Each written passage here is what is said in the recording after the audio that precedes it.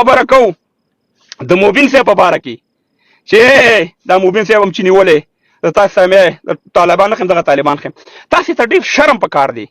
شرم په داسې پکار دی چې تاسو د فضل الرحمن په سر او د زرداری زوی هغه بلاول بوټو چې نه ښځه او نه نر دی د هغې په سر باندې تاسو موبین صاحب په محبس کې اچولی د پاکستان جرنیل دی راځي جنرل فیض هغه د په کابل کې چیس کی او کڑک چای بہت مزه آئےگا او زمونږ یو جنرال چې جنرل موبین دی په خپل وطن کې یو خبره کوي هغه په محبس کې اچول کیږي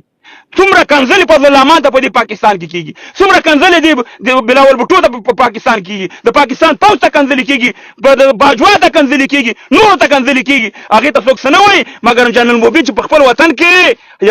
یو خبره کوي د پاکستان په خلاف باندې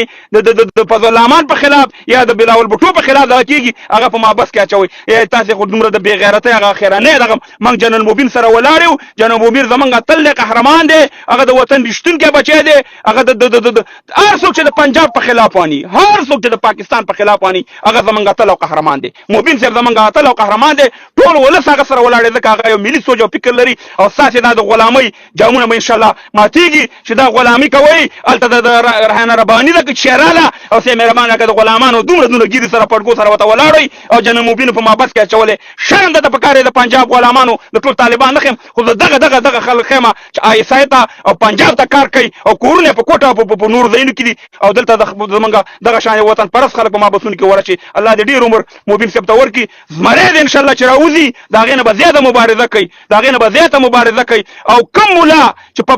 پاکستان کې ناست په افغانستان باندې د جهاد فتوا ورکړي هغه بالکل د یلمنډۍ بچی دی